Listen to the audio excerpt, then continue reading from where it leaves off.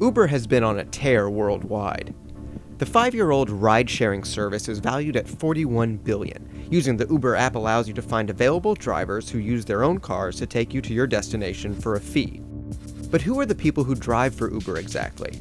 Turns out it's a complicated question, depending on the city, state, or country you live in. Here are some basics. If you live in Tampa, Los Angeles, Kansas City, or many other US cities, the company says you can sign up to be an Uber driver if you're at least 21 years old with a driver's license and auto insurance. Once accepted, Uber requires your social security number and conducts a background check against county and federal courthouse records and multi-state criminal database records, all going back 7 years. No DUIs, hit and runs, reckless driving, sexual offenses, or driving without a license allowed. If you get through this, you are then an independent contractor utilizing Uber's proprietary app to find customers willing to pay you to drive them from point A to point B.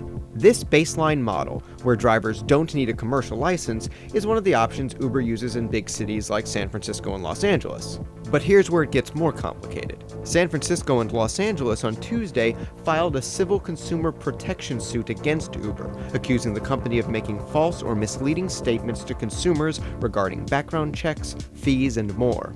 And recently in Nevada, a judge issued an injunction against Uber alleging it competes unfairly with taxis because it doesn't follow the rules they have to.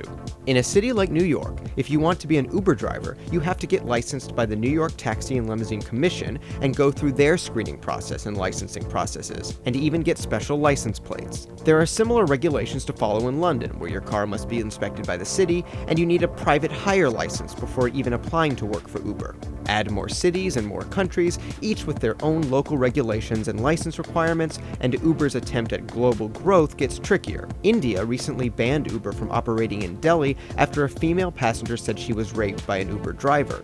The Indian government is also recommending wider bans on the service until it can be closely scrutinized. So, as Uber grows up and goes international, the dream of private drivers connecting to willing customers through a smartphone app could get bumpy for the San Francisco startup. In the global business of getting into cars with strangers, the rules, and politics, are always local.